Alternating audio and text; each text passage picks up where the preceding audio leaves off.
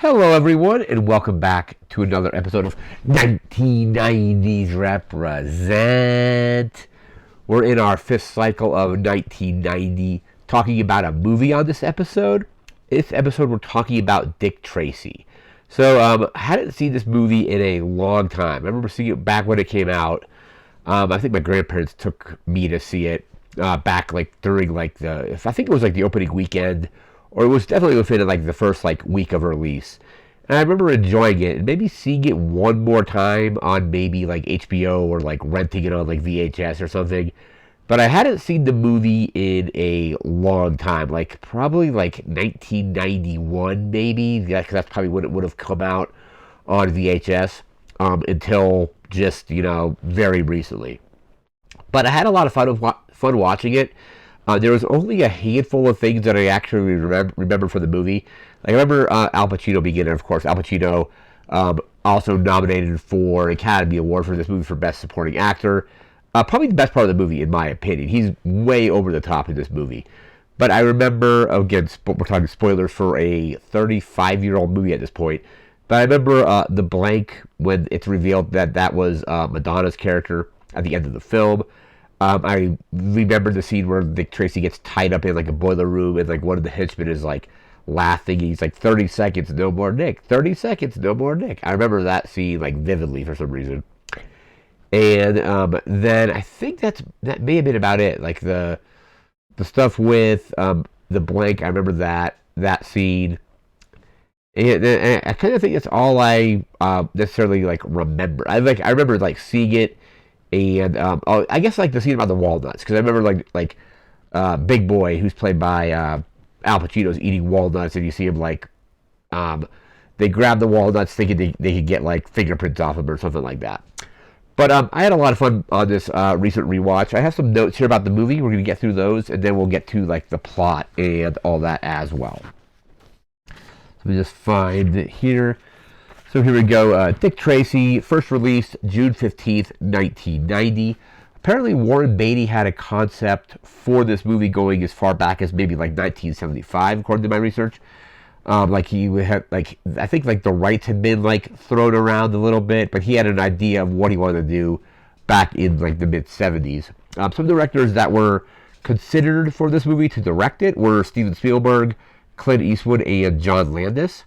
I think John Landis even got as far as like potentially getting people to write a script, and I think he commissioned Jim Cash and Jack Epps Jr. to write a script and kind of base it in like a 1930s like pulp magazine kind of pulp comic style, because it's based on, of course, the Dick Tracy comic strips. So basically kind of like very much that era of like pulp magazine and like comic strips. So that's the kind of the thing they went for. Let me see. Jack Epps Jr. I think Jack Epps Jr. ended up in order to kind of like get an idea of what they were going to be writing or what they were going to be doing. Apparently read every comic strip in the series from 1930 to 1957. So like 27 years worth, 27 years worth of comic strips to kind of like just get prepared to write this movie. Some actors that were also considered for the role of Dick Tracy were Harrison Ford, Tom Selleck, and Mel Gibson. I think Harrison Ford would have been interesting in this. I definitely think it works probably better with Warren Beatty, but I think seeing a Harrison Ford version of this would be kind of interesting. It'd be kind of cool. It's kind of like how Harrison Ford is iconic for like obviously Han Solo and Indiana Jones, but Tom Selleck was also basically, they wanted Tom Selleck for Indiana Jones initially, but at that point I can't imagine anybody else in that Indiana Jones role aside from Harrison Ford. So I think he would have been interesting in this, but it's at the end of the day a Warren Beatty film. It kind of went through, I don't necessarily know if it was development hell, but there was like a period of time where basically like they kind of put it on the back burner.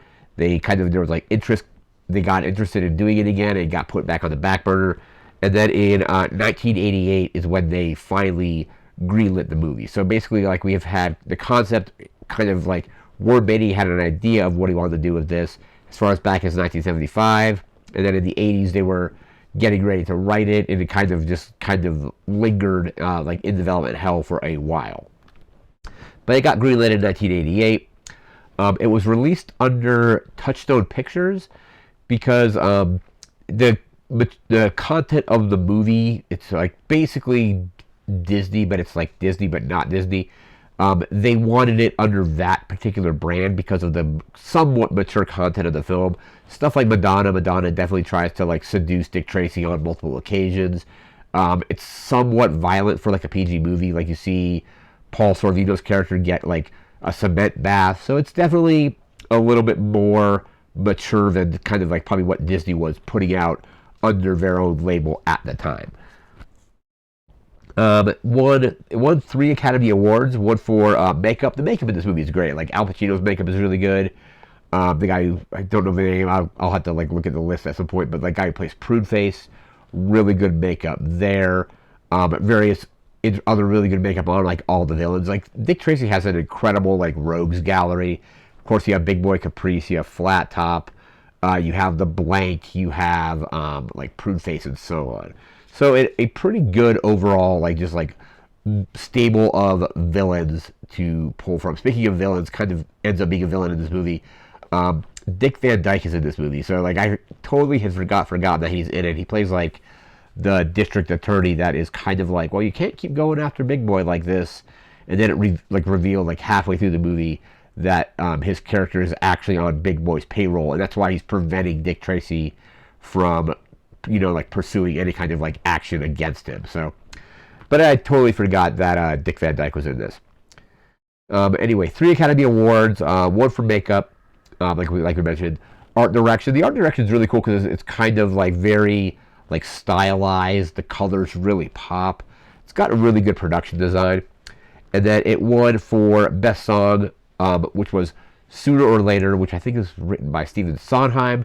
I believe performed by Madonna. I think, let me actually like double check that, but I think it was definitely performed by her. Let me just double check that. Best song.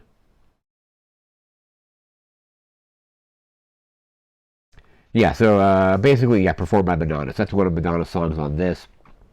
Danny Elfman did the score. But the other Academy Awards it was nominated for Best Supporting Actor for Al Pacino. Didn't win that. 1 for Best Art Direction. It was nominated for also cinematography and costume design. Really good costume design in here as well. 1 for makeup. 1 for Best Original Song. It was also nominated for Best Sound. So like the sound effects and all that are also all pretty good. Apparently there was talks of, close it up now because we're going to get to the plot. But Warren Beatty has discussed in the past that wanting to do a sequel, and even like maybe like just a handful of years ago was still considering it. I think there was like a convention where he mentioned potentially still wanting to do a sequel. I don't know if that's ever going to happen. It would be interesting to see like this series kind of continue. Just with like modern like filmmaking and stuff like that, because this movie does feel like it's very late 80s, early 90s. That's obviously when it was made, but it definitely has like it feels like a product of that time period. So with that said, we're now going to get into the plot of this film. So I think it's set in like 1938 or something like that.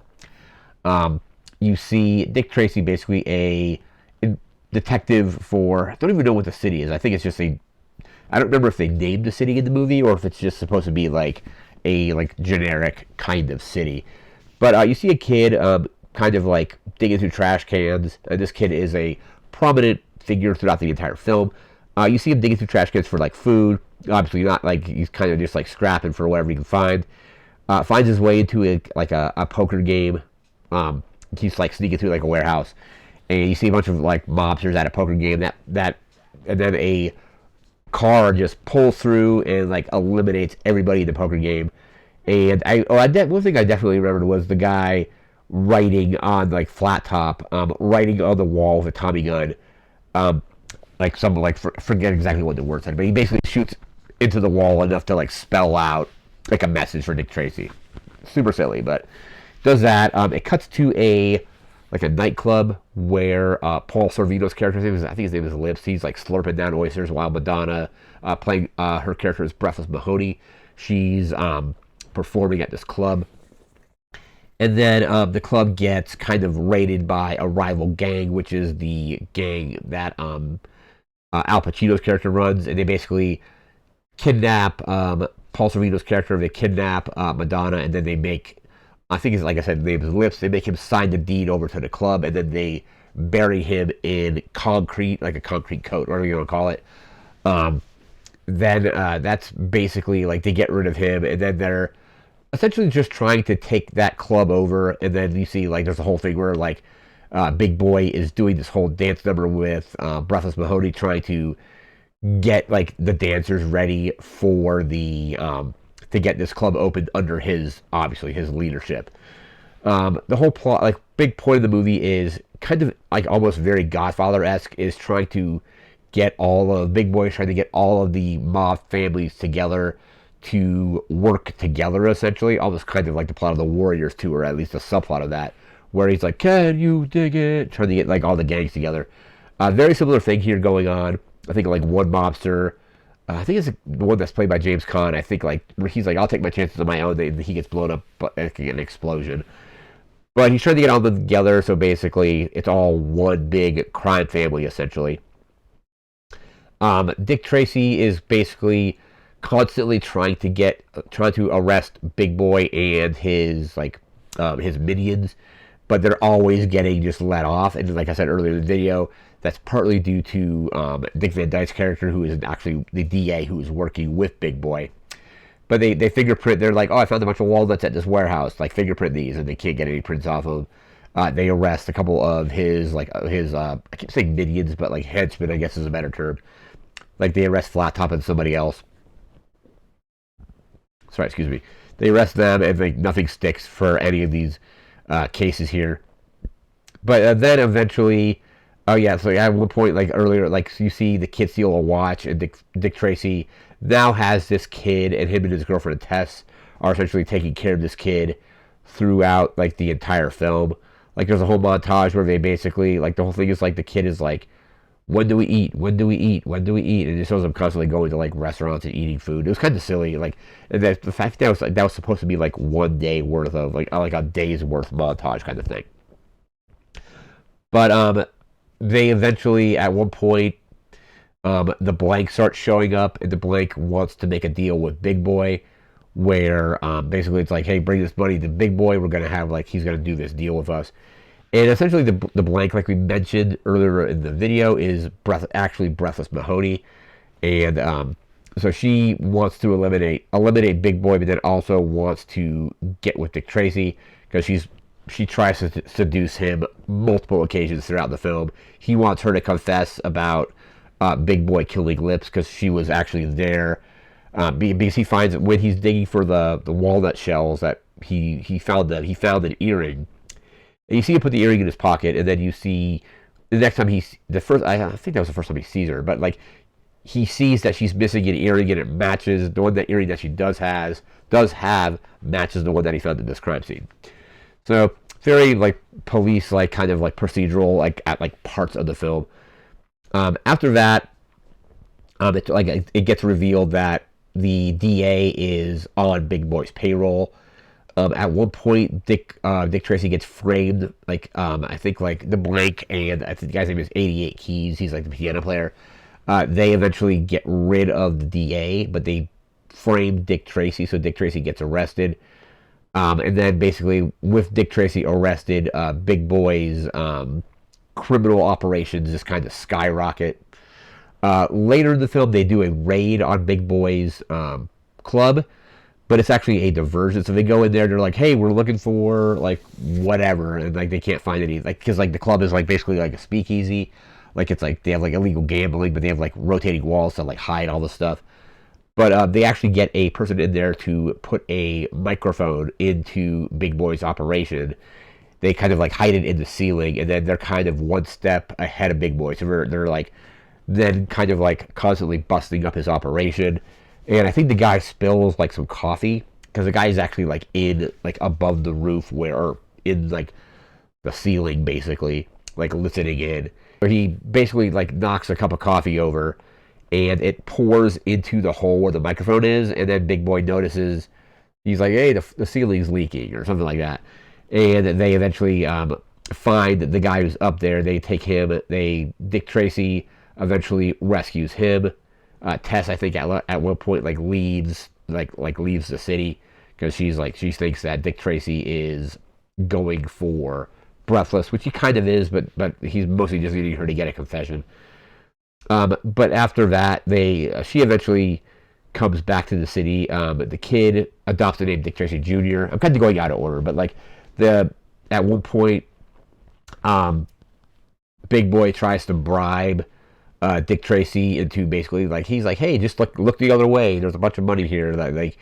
We'll just give you this money if you don't mess with our operation. He refuses. So they tie him up in a boiler room, and they basically hit the boilers with wrenches, and it's basically going to explode. That's where the whole scene with the guy's 30 seconds, no more Nick comes from. But the kid rescues Dick Tracy. The building doesn't fully blow up, but the boiler room explodes. And then I think there's a huge gala going on or something where all the kind of mobsters are together. They eventually, and this is kind of toward the end of the film where the blank shows back up, but the Big Boy basically takes Tess and ties her to a gear in a drawbridge, and there's one gear's going this way, there's one gear spinning this way, so when this gear hits, it's gonna crush the person. But the blank shows up and is hey, I want, she's talking to the blank's talking to Dick Tracy, saying kill Big Boy and we can rule the city together. It's almost kind of very Vader talking to Luke in Empire Strikes Back, where he's you should take your rightful place at my side, kind of thing. But the kid distracts the blank. Big Boy ends up shooting the blank, and then Big Boy gets thrown off the drawbridge by Dick Tracy. They take the mask off the blank, and it's revealed to be Breathless, Madonna's character, who eventually dies from her wounds. I think then eventually Dick Tracy is getting ready to propose to Tess, but then a police kind of call comes in, and she's go get him. And that's basically the plot of the movie. It's kind of all over the place in parts. So I feel they could have done a little bit to maybe just tighten up some of the weird plot elements. But overall, I had a lot of fun rewatching this. Like I said, it's been a long time since I have seen it. I saw it when it came out in the theaters, and then maybe one other time after that. But then I watched it again very recently and enjoyed it. So definitely a very 90s film, or 1990 film. So I think that's going to do it for this episode. We'll be back again in a few days. We'll be doing a video game before we're jumping back into 1991. So thanks again for watching. Take care and have a good one. See ya.